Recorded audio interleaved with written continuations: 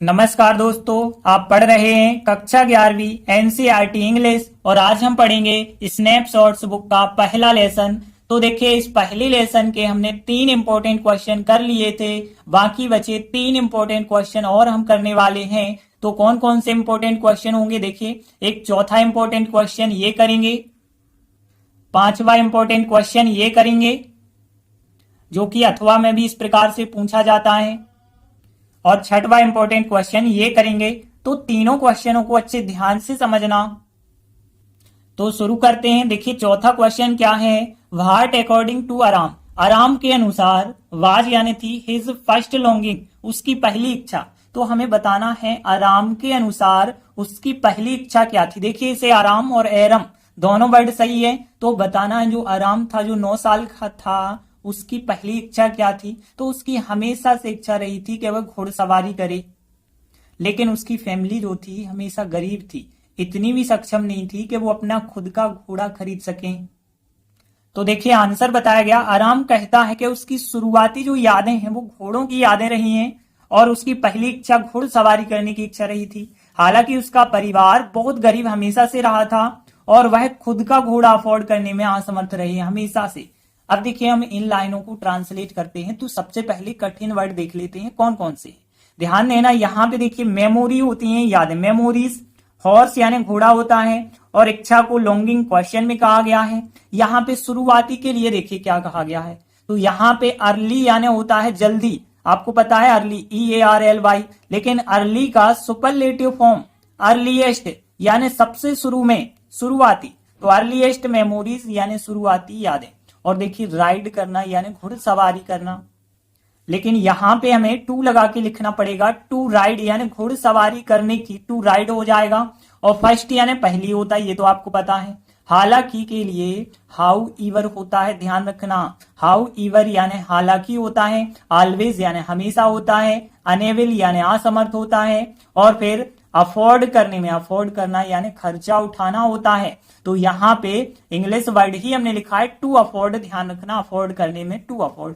तो केवल हमने 3 वर्ड ही तो देखे। तो अर्लीएस्ट हो गया, अर्लीएस्ट मेमोरी शुरुआती यादें, हॉर्स घोड़ों की, और लॉन्गिंग इच्छा टू राइड यानी घुड़सवारी करने की, फर्स्ट यानी पहली, हालांकि के लिए हाउएवर देखा, और फिर हमेशा यानी ऑलवेज होता है। और फिर देखिए यहाँ पे खुद का, तो खुद का के लिए क्या कहते हैं? OWN, ओन यानी होता है खुद का या स्वयं का। तो 4 वर्ड ध्यान रखेंगे। अर्लीएस्ट शुरुआती, टू राइड सवारी करना, घुड़सवारी करना, हाउएवर हालांकि, और OWN ओन यानी खुद का। अब देखिए यहाँ पे चारों वाक्य, रही थी, रहा है, उसका परिवार बहुत गरीब रहा है। ठीक है, तो ऐसे वाक्य ध्यान रखना परफेक्ट टेंस में बनते हैं। हैज या फिर हैव लगाते हैं प्रेजेंट में, और पास्ट में हम लगाते हैं हैड।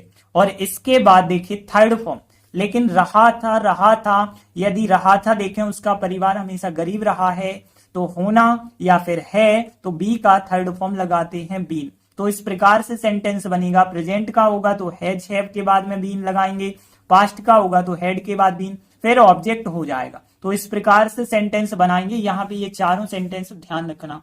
अब देखिए पहली लाइन देखते हैं। आराम कहता है, कहना को से कहा जाता है ना, ऐसे बाई से में एस लगाएंगे क्योंकि प्रेजेंट सिंपल है, तो सेज हो जाएगा। फिर तो आराम सेज दैट, आराम कहता है कि, फिर आगे देखिए उसकी यानी हिज हो जाएगा। हिज अर्लीएस्ट मेमोरीज, उसकी शुरुआती यादें, हिज अर्लीएस्ट मेमोरीज यानी उसकी शुरुआती यादें।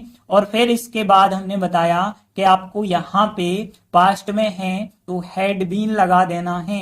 हैड बीन यानी रही थी हो गया, हैड बीन का मतलब ध्यान रखना। तो यादें रही थी यानी कि his earliest memories had been हो जाएगा। और फिर इसके बाद देखिए घोड़ों की यादें, यानी हम लिखेंगे मेमोरीज ऑफ हॉर्सेस लिख देंगे। तो हॉर्सेस यानी घोड़े हो जाएगा, बहुवचन लिखना है, तो मेमोरीज ऑफ हॉर्सेस। तो पहली लाइन हो गई, आराम सेज दैट और his earliest memories had been यानी रही थी, और यादें यानी मेमोरीज रही थी ऑफ हॉर्सेस यानी घोड़ों की। एंड उसकी पहली इच्छा, देखिए उसकी पहली इच्छा यानी हिज फर्स्ट लॉन्गिंग क्वेश्चन में है आपके पास, तो हम लिखेंगे एंड हिज फर्स्ट लॉन्गिंग, और उसकी पहली इच्छा रही थी, फिर आ गया तो फिर हमें वही चीज लगानी पड़ेगी हैड बीन। तो हैड बीन हम फिर लगा देते हैं। हैड बीन यानी रही थी, और फिर क्या रही थी, इच्छा रही थी, तो यहाँ पहले नंबर पे फिर हैड बीन, फिर इच्छा के लिए लॉन्गिंग लिखेंगे, फिर टू राइड यानी घुड़सवारी करने की, तो यहाँ and his first longing had been, longing had been के बाद भी लॉन्गिंग, फिर टू राइड यानी घुड़सवारी करनी। हालांकि हाउ ईवर बताया, हाउ ईवर और फिर उसका परिवार यानी हिज फैमिली, उसका परिवार बहुत गरीब हमेशा रहा था। देखिए यहाँ पे रहा है यदि है तो आपको हैज बीन लगाना है, फिर रहा था होता तो आपको हैड बीन लगाना पड़ता। तो हाउ ईवर हालांकि, हिज फैमिली, फिर हैज बीन सहायक क्रिया लगाएंगे, और फिर हमेशा, हमेशा के लिए ऑलवेज कहा जाता है हमेशा के लिए। और ध्यान रखना ऑलवेज को जो है सहायक क्रिया के बाद लिखते हैं, तो ऑलवेज को हमें यहां पे लिखना पड़ेगा फिर, तो हैज ऑलवेज बीन, और फिर इसके बाद हो जाएगा बहुत गरीब यानी वेरी पुअर हो जाएगा। तो ध्यान रखना हाउ ईवर हालांकि, his family has always been, always सहायक क्रिया के बाद, क्रिया के पहले, ध्यान रखना ऑलवेज एक ऐसा एडवर्ब है जिसको क्रिया से पहले, तो यहाँ पे हैज ऑलवेज बीन और फिर वेरी पुअर, एंड और अपना खुद का घोड़ा, मतलब उनकी फैमिली का खुद का घोड़ा, तो दियर ओन, दियर ओन कहेंगे, दियर यानी कि उनकी फैमिली की बात हो रही है ना, फैमिली कोई एक इंसान तो होता नहीं है कि आप हिज कर दो, तो यहाँ पे दियर ओन उनका खुद का, और हॉर्स यानी घोड़ा, तो दियर ऑन हॉर्स मतलब उनका खुद का घोड़ा। टू अफोर्ड यानी कि खर्च करने में या फिर खर्चा उठाने में, और अनेबल यानी असमर्थ, और रहा है, देखिए हैज बीन वही की वही सहायक क्रिया में लिखनी पड़ेगी, तो देखिए एंड के द्वारा सेंटेंस जुड़ रहा है, और सब्जेक्ट हम लिख नहीं रहे कि उसका परिवार अपना खुद का घोड़ा खरीदने में असमर्थ रहा है। जब आप सब्जेक्ट नहीं लिख रहे तो सहायक क्रिया में लिखने की जरूरत नहीं है, तो सीधा एंड, एंड अनेबल असमर्थ रहा है, टू अफोर्ड यानी खर्चा उठाने में, और दियर ऑन हॉर्स यानी अपने खुद के घोड़े का, तो उनका खुद का घोड़ा हो इतना वो खर्चा नहीं उठा सकते थे, तो and unable to afford their on horse. तो देखिए एक बार रिपीट कर लेते हैं पूरा आंसर। आराम सेज दैट, और फिर his earliest memories had been रही थी, और मेमोरीज ऑफ हॉर्सेस, और his first longing, his first longing had been रही थी, लॉन्गिंग इच्छा रही थी, टू राइड घुड़सवारी करने की। हालांकि यानी हाउ ईवर हिज फैमिली उसका परिवार, हैज ऑलवेज बीन, ऑलवेज ध्यान रखना सहायक क्रिया के बाद यानी क्रिया के पहले, तो has always been very poor and unable to afford their own horse. तो देखिए इस प्रकार से हमारा आंसर बन जाएगा। देखिए आंसर ज्यादा बड़ा नहीं है, यदि आप 2-3 बार ट्रांसलेट करोगे ना आराम से बनने लगेगा।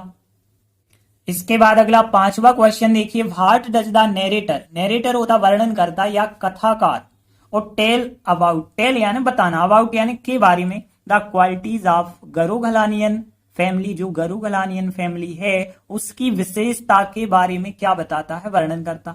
तो देखिए क्वेश्चन पूछा गया है वर्णन करता गरुगलानियन परिवार की कौन सी विशेषता के बारे में बताता है, अथवा में भी पूछा जा सकता है ये क्वेश्चन अथवा में इस प्रकार से कि व्हाट ट्रेड्स, ट्रेड्स का मतलब भी होता है विशेषताएं, तो कौन कौन सी विशेषताएं हैं गरुगलानियन फैमिली की आर हाईलाइटेड, जो कि दर्शाई गई हैं इन दिस स्टोरी यानी इस कहानी में। तो इस कहानी में गरुगलानियन परिवार जो है उसकी कौन कौन सी विशेषताएं दर्शाई गई हैं। तो देखिए वर्णन करता यानी जो वर्णन कर रहा है, जो कथा सुना रहा है, और ये कथा कौन सुना रहा है, आराम सुना रहा। ध्यान रखना भले ही यहाँ पे राइटर कौन है इसके, विलियम सरायन है, लेकिन उन्हीं के बचपन का नाम यहाँ पे बता दिया गया है, और वो बचपन का नाम क्या है, आराम। वो अपने खुद के बारे में वर्णन कर रहे हैं। तो वो क्या बताते हैं कि गरुगलानियन जो जाति है, जो परिवार है, वो हमेशा से बहुत ईमानदार रहा है। ईमानदारी के लिए जाना जाता है पूरा परिवार, कभी कोई चोरी नहीं करता है, सही और गलत को वो समझता है, किसी व्यक्ति का वो लाभ नहीं उठाते, अनुचित लाभ नहीं उठाते हैं कि फायदा उठा लें किसी व्यक्ति का। तो देखिए आंसर बताया गया है कि वर्णनकर्ता बताता है, क्या बताता है कि जो गरुगलानियन फैमिली है उसके जितने भी सदस्य हैं अपनी ईमानदारी के लिए जाने जाते हैं, वे किसी की भी चोरी नहीं कर सकते, वे सही और गलत के बीच अंतर करने में सक्षम हैं, और वे किसी का भी लाभ नहीं उठा सकते। तो अब देखते हैं कौन कौन से यहाँ पे कठिन वर्ड बताए गए हैं। सबसे पहले तो देखिए यहाँ पे चोरी करना। देखिए चोरी करना होता है, आपको पता है स्टील होता है चोरी करना। तो ध्यान रखना, स्टील का मतलब होता है चोरी करना, लेकिन स्टील के साथ यदि फ्रॉम लगा दें तो किसी के यहां से चोरी करना या किसी की चोरी करना। तो यहाँ पे किसी की चोरी करना को क्या कहेंगे हम, स्टील फ्रॉम कहेंगे। और यहाँ पे नॉट है तो नॉट लगा के ही कहेंगे कि यहाँ पे नॉट स्टील फ्रॉम। और फिर कैन यानी सकते हैं, और किसी यानी कोई व्यक्ति होगा, और कोई व्यक्ति को हम क्या कहते हैं, एनीवन कहते हैं, ये तो आपको पता होगा। एनीवन यानी कोई भी, ठीक है। तो ध्यान रखना, एनीवन यानी कोई भी होता है, और किसी की चोरी करना यानी स्टील फ्रॉम होता है। सही और गलत आप जानते हैं कि राइट एंड रॉन्ग होता है, के बीच आप जानते हैं बिटवीन होता है। और फिर अंतर करने में देखिए, अंतर करना डिफरेंशिएट होता है। देखिए डिफरेंट आपको पता है, डिफरेंट यानी अंतर होता है, लेकिन डिफरेंशिएट जो होता है अंतर करना। तो डिफरेंशिएट मतलब अंतर करना, अंतर करने में टू लगा के आप लिखेंगे टू डिफरेंशिएट। सक्षम यानी कि क्या होता है, एबिल, एबिल यानी सक्षम होता है। फिर आगे देखिए, किसी भी व्यक्ति को हम कहते हैं एनीबडी। ध्यान रखना, एनीबडी यानी कोई भी व्यक्ति। और फिर एनीवन, एनीवन यानी कोई भी। और फिर लाभ को एडवांटेज कहते हैं। और फिर उठाना यानी लेना। तो लेना का मतलब किसी व्यक्ति का आप अनुचित लाभ नहीं ले सकते हैं, लेना या उठाना। देखिए यहाँ पे उठाने का मतलब ऐसे नहीं कि कोई सामान है और वो सामान आप उठा रहे हैं, यहाँ लेना यानी टेक हो जाएगा। तो कौन कौन से वर्ड हमने देखे, एक तो टेक देखा यानी उठाना के लिए या लेना के लिए, और टू डिफरेंशिएट देखा, और फिर एबल देखा, बिटवीन देखा, राइट एंड रॉन्ग देखा, और फिर यहाँ पे स्टील फ्रॉम किसी की चोरी करना, और एनीवन यानी कोई भी या किसी भी की बात होती है, और किसी भी व्यक्ति को एनीबडी कहते हैं। और बाकी यहाँ पे मेंबर्स आपको पता है, मेंबर सदस्य को कहा जाता है, तो यहाँ पे मेंबर्स हो जाएगा। ऑनेस्टी ईमानदारी हो जाएगी। जाने जाते हैं, देखिए जानना को नो कहा जाता है, लेकिन जाने जाते हैं जब पैसिव वॉइस में आप वाक्य बनाएंगे तो नो का थर्ड फॉर्म नॉन लिखना पड़ेगा। बाकी सभी वर्ड बहुत सरल से हैं। तो अब देखते हैं, पहला वाक्य वर्णन करता बताता है। वर्णन करता को द नरेटर लिखेंगे, टेल यानी बताना, प्रेजेंट सिंपल है, टेल में एस लगा के टेल्स, टेल्स दैट। तो यहाँ पे द नरेटर टेल्स दैट वर्णन करता बताता है कि गरोघलानियन फैमिली, और फिर के मतलब ऑफ होता है, मेंबर्स यानी सदस्य होते हैं। अब देखिए यहाँ पे जब बीच में ऑफ आ रहा है तो ऑफ का क्रम आपको पता है कि उल्टा क्रम होता है। सबसे पहले आप लिखेंगे मेंबर्स ऑफ, फिर लिखेंगे गरोघलानियन फैमिली। तो ध्यान देना, यहाँ पे क्या लिखेंगे हम, द मेंबर्स ऑफ, फिर गरोघलानियन फैमिली लिखेंगे, फिर इसके बाद अपनी ईमानदारी के लिए जाने जाते हैं। देखिए यहाँ मेंबर्स हैं, इस वजह से हम आर सहायक क्रिया लगाएंगे।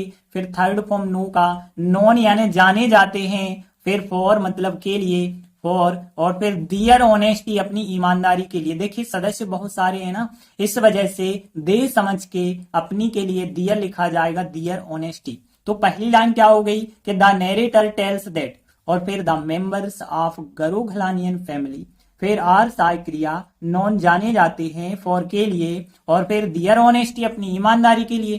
फिर आगे देखिए, दे मतलब वे किसी की चोरी नहीं कर सकते हैं। तो देखिए दे कैन नॉट लगा के, दे can not steal from, steel from यानी किसी की चोरी करना हमने बताया, और एनी वन यानी किसी की। तो यहाँ दे can not steal from any one. फिर आगे देखिए दे, और फिर इजमार में से आर सहायक क्रिया, दे आर एबल, वे सक्षम होते हैं, और फिर टू डिफरेंशिएट करने में यानी अंतर करने में, बिटवीन के बीच, और फिर राइट एंड रॉन्ग के बीच। तो राइट एंड रॉन्ग लिख देंगे। तो यहाँ दे आर एबल, वे सक्षम होते हैं, टू डिफरेंशिएट बिटवीन के बीच, और फिर राइट एंड रॉन्ग लिख देते हैं। फिर आगे देखिए, वे मतलब दे लिखेंगे, दे कैन, और फिर नॉट टेक, वे नहीं उठा सकते हैं। देखिए नॉट लगा के फर्स्ट फॉर्म लिखना पड़ेगा, कैन नॉट टेक, वे नहीं उठा सकते हैं, एडवांटेज नहीं उठा सकते हैं, ऑफ एनीबडी किसी भी व्यक्ति का। तो यहाँ दे कैन नॉट टेक, वे नहीं उठा सकते हैं, एडवांटेज नहीं उठा सकते, ऑफ एनीबडी किसी भी व्यक्ति का। एक बार पूरा आंसर हम रिपीट कर लेते हैं। द नरेटर टेल्स दैट की, और फिर द मेंबर्स ऑफ गरोघलानियन फैमिली, आर सहायक क्रिया, नॉन जाने जाते हैं, फॉर दियर ऑनेस्टी अपनी ईमानदारी के लिए जाने जाते हैं। They can not steal from anyone, they are able to differentiate between right and wrong. और फिर दे कैन नॉट टेक, वे नहीं उठा सकते हैं, एडवांटेज नहीं उठा सकते ऑफ एनीबॉडी, यानी किसी का भी। तो देखिए इस प्रकार से हमारा आंसर बन जाएगा, और ये आंसर भी बड़ा आंसर नहीं है, आराम से आपको याद हो जाएगा और आसानी से आप ट्रांसलेट भी तो कर पा रहे हैं। इसके बाद अगला छठवां क्वेश्चन देखिए, what did John Byro, John Byro ने क्या से मतलब कहा, आराम और मुराद से उन्हें क्या कहा, आफ्टर ऑब्जर्विंग, ऑब्जर्विंग करना यानी परीक्षण करना होता है या फिर अच्छे से देखना। तो यहां देखने की बात हो रही है, द हॉर्स यानी घोड़े को, क्लोजली यानी बारीकी से या नजदीकी से। तो देखिए जब जॉन बायरो आराम और मुराद से मिलते हैं तो घोड़ा उनके साथ होता है, जब घोड़ा उनके साथ होता है तो जॉन बायरो जो है घोड़े को बड़ी बारीकी से देखते हैं। तो यही पूछा गया है कि यहाँ पे जॉन बायरो ने नजदीकी से घोड़े को देखा, उसके बाद आराम और मुराद से क्या कहा। तो क्वेश्चन क्या है, जॉन बायरो ने नजदीकी से घोड़े को देखने के बाद आराम और मुराद से क्या कहा। तो क्या कहा था, सबसे पहले तो जॉन बायरो जो है उनने घोड़े को अच्छे से देखा, उसके मोहे में अंदर झांक के देखा। इसके बाद उन्होंने आराम और मुराद से कहा कि वह आपके परिवार को जानते हैं और आपका जो परिवार है गरो घलानियन परिवार ईमानदारी के लिए जाना जाता है। और वो कहते हैं यदि मेरी जगह कोई और होता तो अपनी आंखों पे विश्वास करता, लेकिन मैं अपने दिल पे विश्वास कर रहा हूं। और उन्हें यह भी कहा कि वह घोड़ा इनके घोड़े का जुड़वा घोड़ा है। तो देखिए आंसर बताया गया है, जॉन बायरो ने सबसे पहले क्या किया, घोड़े के मुंह के अंदर झांक के देखा और नजदीकी से घोड़े को देखा। और जॉन बायरो ने फिर आराम और मुराद से कहा कि वह गरो घलानियन फैमिली के बारे में जानते हैं, उनकी ईमानदारी के बारे में जानते हैं, अन्यथा उनकी जगह कोई और होता तो दिल की बजाय अपनी आंखों पे विश्वास करता। मतलब सीधी सी बात यह है कि वो पहचान गए थे कि यह घोड़ा हमारा है, लेकिन ईमानदारी के बारे में उन्हें पता था, इस वजह से वो कह नहीं पाते हैं, वो विश्वास नहीं करते हैं। उन्होंने यह फिर कह देते हैं वो कि यह घोड़ा हमारे घोड़े का जुड़वा है। तो देखिए अब हम इन लाइनों को ट्रांसलेट करेंगे। तो सबसे पहले कौन कौन से कठिन वर्ड हैं ये देख लेते हैं। तो देखिए सबसे पहला वर्ड जो है अंदर झांक कर देखना। देखिए यहाँ पे अंदर झांक कर देखना होता है लुक इनटू, ध्यान रखना, लुक यानी देखना होता है, इनटू यानी के अंदर। तो यहाँ पे लुक इनटू का मतलब के अंदर झांक कर देखना। तो यहाँ पे के अंदर झांक कर देखना को क्या कहेंगे हम, लुक इनटू कहेंगे। और फिर देखिए यहाँ पे बाकी सब आपको ईमानदारी के बारे में पता है, ऑनेस्टी होती है, और जानना जो होता है नो होता है, ये आपको पता है। अन्यथा, अन्यथा को क्या कहा जाता है, फिर अदरवाइज कहा जाता है, अन्यथा के लिए ध्यान रखना। तो अन्यथा को अदरवाइज कहते हैं। और की बजाय ध्यान देना, इंस्टीड ऑफ का मतलब होता है की बजाय। तो इंस्टीड ऑफ ध्यान रखेंगे की बजाय या के स्थान पे। और फिर जो है विश्वास कर लेना, ये होता है बिलीव्ड। ठीक है, बिलीव होता है फर्स्ट फॉर्म और बिलीव्ड होता है थर्ड फॉर्म और सेकंड फॉर्म। तो यहाँ पे बिलीव्ड आप ध्यान रखेंगे। और आईज होती हैं आंखें, और फिर हार्ट होता है दिल, और फिर यहाँ जुड़वा को ट्विन कहते हैं, ये तो आपको पता होगा। और फिर कहा, कहा मतलब यहाँ से का सेकंड फॉर्म सैड होता है, आल्सो भी के लिए होता है। तो देखिए ज्यादा कठिन वर्ड नहीं है, आल्सो सैड हो जाएगा, ट्विन हो जाएगा, इंस्टीड ऑफ हो जाएगा और हार्ट हो जाएगा। आइस आंखों के लिए कहते हैं और बिलीव्ड विश्वास करना। नो जानना होता है, ईमानदारी को ऑनेस्टी कहते हैं। अदरवाइज अन्यथा को कहते हैं। के अंदर झांक कर देखना, ये होता है लुक इनटू।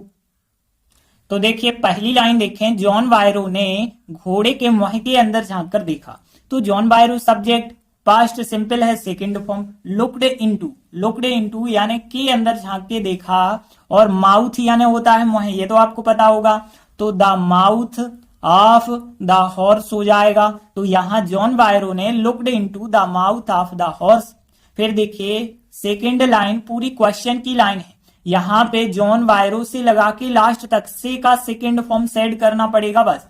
तो यहाँ पे जॉन बायरो सेड टू आराम and Murad after observing the horse closely, ये पूरी लाइन क्वेश्चन की लिख देना। फिर देखिए दैट की, और फिर वह यानी ही हो जाएगा। तो ही और फिर नो यानी जानना होता है। देखिए यहाँ पे दैट लगा है, इस वजह से यहाँ पे जानते हैं जरूर लिखा है, लेकिन जानते थे के लिए वाक्य बनाएंगे क्योंकि यहाँ पास्ट है ना, तो यहाँ भी पास्ट बनाना पड़ेगा। तो जानते थे, नो का सेकंड फॉर्म न्यू, अबाउट के बारे में, और ईमानदारी को कहते हैं हम ऑनेस्टी, और फिर ऑफ मतलब की, और फिर गरो घलानियन फैमिली लिख देंगे। तो यहाँ पे दैट ही न्यू, वह जानते थे, अबाउट के बारे में, ऑनेस्टी ईमानदारी के बारे में जानते थे, ऑफ गरुखलानियन फैमिली। और फिर देखिए अदरवाइज अन्यथा, अदरवाइज मतलब अन्यथा, एनी वन यानी कोई भी, उनकी जगह होता, यानी इन हिज प्लेस यानी उनकी जगह, ठीक है। तो इन हिज प्लेस यानी उनकी जगह होता, तो अदरवाइज अन्यथा, एनी वन कोई अन्य व्यक्ति, और फिर इन हिज प्लेस उनकी जगह होता। तो आगे देखिए बताया गया, अपने दिल की बजाय अपनी आंखों पे विश्वास कर लेता, कोई भी काम कर लेते, कर चुके होते। तो यहाँ पे वुड हैव के द्वारा सेंटेंस बनता है, और वुड हैव के साथ थर्ड फॉर्म लगाते हैं। तो यहाँ पे देखिए otherwise anyone, in his place, फिर वुड हैव सहायक क्रिया लगा के, अब हैव लगा है तो थर्ड फॉर्म तो लगाना पड़ेगा। तो यहाँ पे बिलीव्ड यानी विश्वास करना, और किसी पर विश्वास करना होता है बिलीव्ड, तो यहाँ पे हो जाएगा फिर बिलीव्ड, और फिर हिज आईज यानी अपनी आंखों पर, और इंस्टीड ऑफ की बजाय, और फिर हिज हार्ट यानी अपने दिल की बजाय। तो यहाँ पे अदरवाइज अन्यथा, एनी वन कोई अन्य, और फिर इन हिज प्लेस उनकी जगह पे वुड हैव होता, तो वो बिलीव्ड कर लेता, हिज आईज अपनी आंखों पे विश्वास करता, इंस्टीड ऑफ, इंस्टीड ऑफ, और फिर अपने दिल को हिज हार्ट लिख देंगे। फिर देखिए आगे, उन्होंने यह भी कहा, उन्होंने यानी ही कहेंगे, और फिर आल्सो सेड, यह भी कहा। देखिए यह और की एक साथ आते हैं तो यह को तो नहीं लिखते ना, तो आल्सो सेड दैट, कहा कि वह घोड़ा यानी द हॉर्स, वह घोड़ा उनके घोड़े का जुड़वा है। देखिए यहाँ पे है जरूर आ रहा, लेकिन दैट के द्वारा सेंटेंस जुड़ गया, तो बनाना तो हमें पास्ट में पड़ेगा, क्योंकि यहाँ कहा यानी पास्ट है, तो यहाँ भी पास्ट बनाएंगे। तो the horse was, the horse was, फिर द ट्विन ऑफ, ऑफ यानी का, और हिज हॉर्स यानी उनके घोड़े का। तो यहाँ पे ही also said that the horse was the twin, जुड़वा है, ऑफ यानी का, हिज हॉर्स यानी उनके घोड़े का। एक बार पूरा आंसर हम रिपीट करते हैं।